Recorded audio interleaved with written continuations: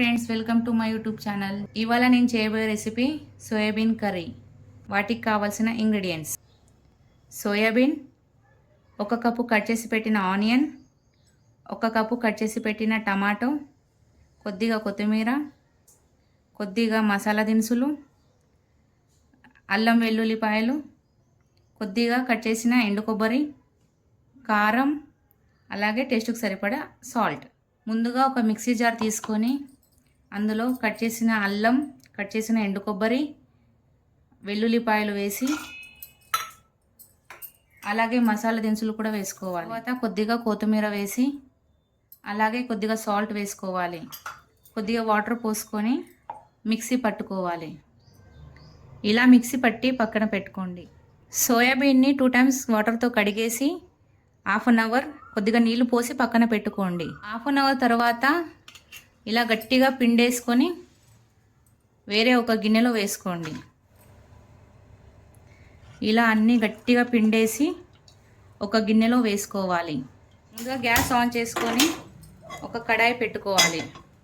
కడాయి heat అయ్యాక అందులో కొద్దిగా ఆయిల్ పోసుకోవాలి. సోయాబీన్ వేసి వేయించుకోవాలి.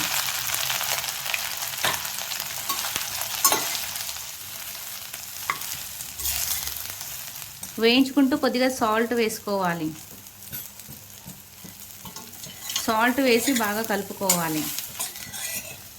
మీ దగ్గర పెద్దవి అవైలబుల్గా లేకుంటే చిన్న సైజ్ సోయాబీన్ కూడా తీసుకోవచ్చు. ఇలా ఫ్రై అయ్యాక ఒక గిన్నెలోకి తీసుకోవాలి. కడాయి హీట్ అయ్యాక అందులో ఆయిల్ పోసుకోవాలి. ఇప్పుడు ఒక తేజ్పత్తా వేసుకొని అందులో కట్ చేసుకున్న ఉల్లిపాయలు వేసుకోవాలి. గోల్డెన్ కలర్ వచ్చేంత వరకు కలుపుతూ ఉండాలి. అల్లం వెల్లుల్లి పేస్ట్ వేసుకోవాలి.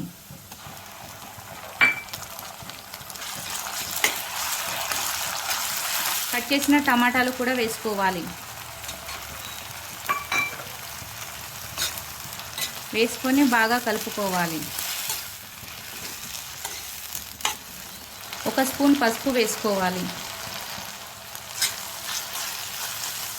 అల్లం వెల్లుల్లి పేస్ట్లో సాల్ట్ వేసాము, మళ్ళీ సోయాబీన్ వేయించుకునేటప్పుడు సాల్ట్ వేసాము. అందుకోసమే సాల్ట్ కొద్దిగా చూసుకొని వేసుకోవాలి.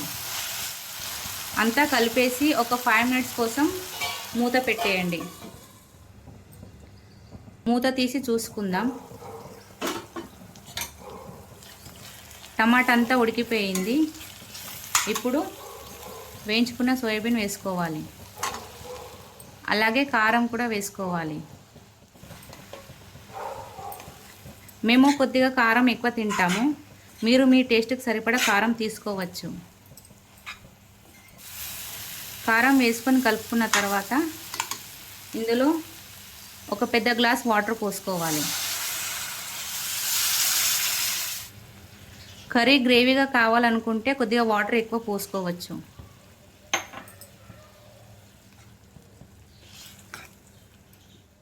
అంతా బాగా కలుపుకోవాలి.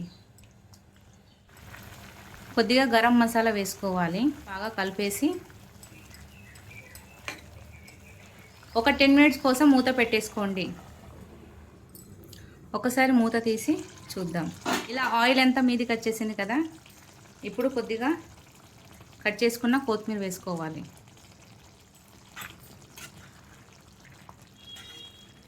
కొత్తిమీర వేసి మొత్తం ఒకసారి కలిపేసి గ్యాస్ ఆఫ్ చేసుకోండి. సర్వింగ్ బౌల్లో సర్వ్ చేసుకుందాం.